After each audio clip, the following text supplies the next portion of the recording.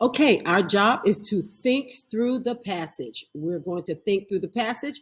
The very first thing that we do when we begin a state test is to look at the title. What do we think we're going to learn from the title? An introduction to photography. So good readers never just jump in and read the passage and answer questions. We aren't strong enough readers for that. We have to think through the test.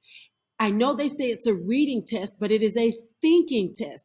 It is testing your ability to critically think about what you are reading. So please don't be deceived and think that you can read and answer the questions. You will be unsuccessful.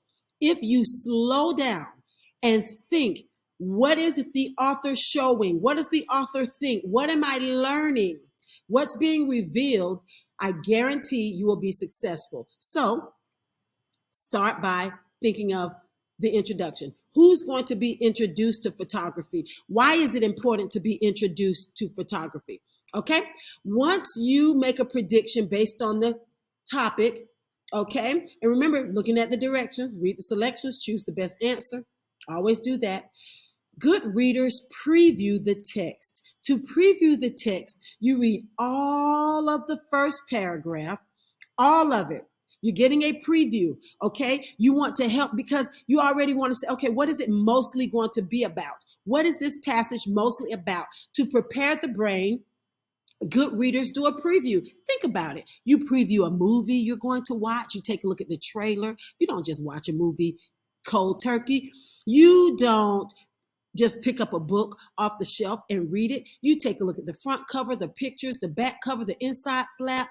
We preview everything. So why would you start a state test and start just reading? Don't do that. If you're a good reader, read all of the first paragraph, read the very first sentence of each additional paragraph. You're trying to get a heads up. What is this about? It's a cheat code. Nobody tells you it's an automatic cheat code. And then after you read the first sentence of each paragraph, you read all of the last paragraph.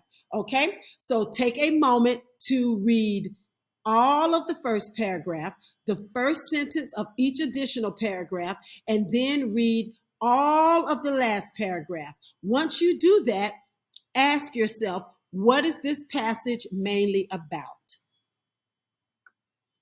Now that you have taken notes and you jotted your notes on your paper, listen, no one else in the test room may ask for a sheet of paper.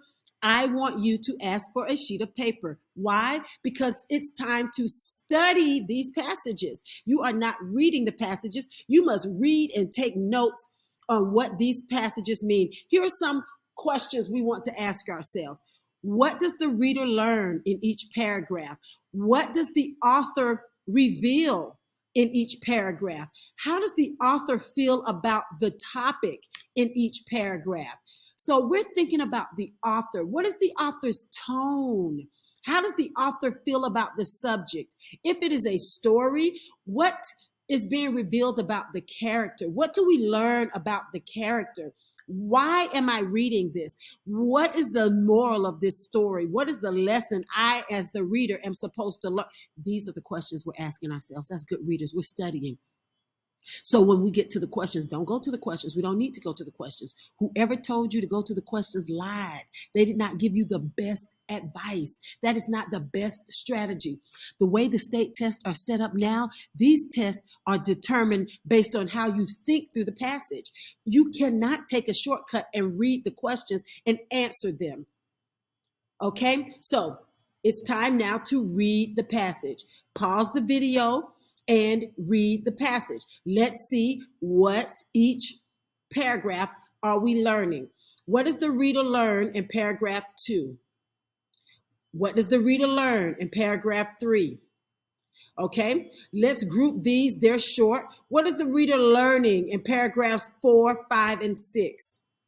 What is the reader learning in paragraphs 7, 8, and 9? What do we learn? Okay, so good readers are thinking. Make sure you're writing good answers.